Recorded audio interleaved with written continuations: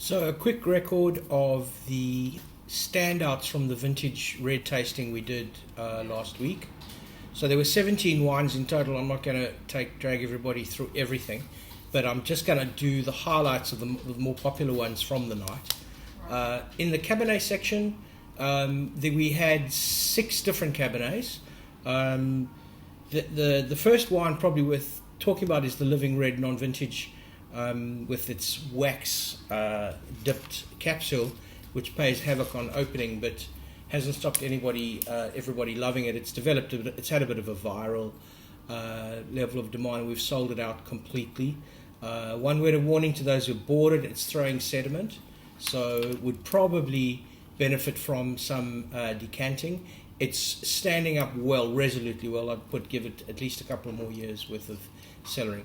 Talbot Reserve Cab 02 is certainly softening.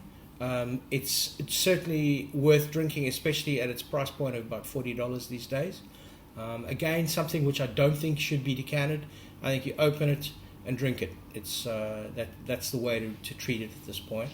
Highbank Reserve Blend, don't really want to talk about that. The Redhead Whipan Cabernet took us all by surprise when we tasted it. I think it's one of these wines that was almost a once-off in 2005. It is from South Australia again, 95 points from Advocate and worth every point. It's just a brilliant wine. Years to run in terms of cellaring. I would probably put it at 3 to 5 years in cellaring terms, and a brilliant acquisition at $36. That's a really big plus. It's also, as a shout out, has got enormous reps on communal wine websites like Vinofo and Cellar Tracker, etc., which means that the people who are drinking it are really loving it, and really nothing wrong with it at that price. Suck Fizzle Margaret River Cabernet. Some of you, we had the 05. Some of you would have tasted the 03 from previous promotions. It doesn't carry the same kind of point structure, but well worth its dollars at $49. It's 95 points from Halliday. Some would argue that the Margaret River ratings are a little inflationary these days, but I think at sub $50, I don't really care what the critics think about it. It's going to find a happy home amongst our clients. It's one that would benefit from an hour's decanting if you've got the time and the patience.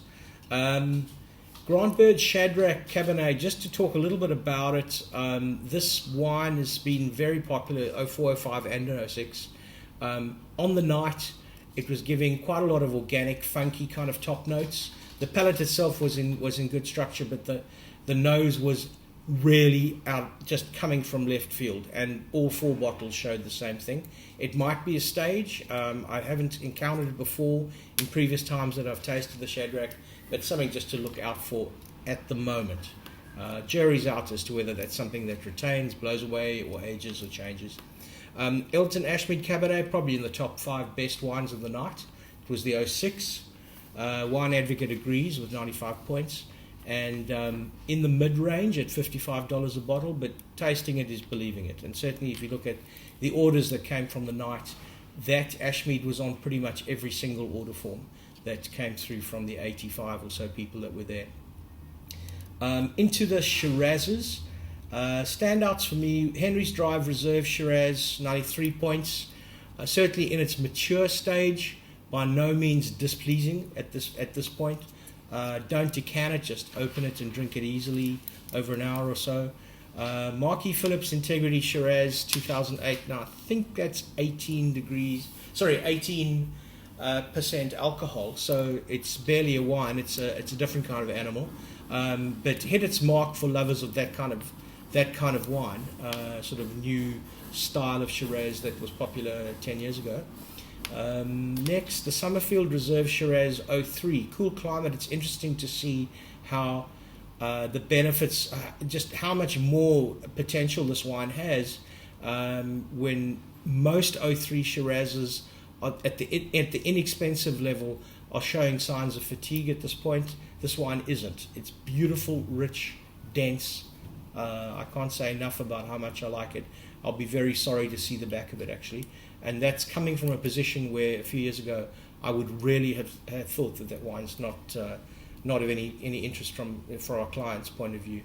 Then Warrambang Estate Shiraz 04, again sub $40 and worth every cent of that. It's aging on a steady path, but a very confident path.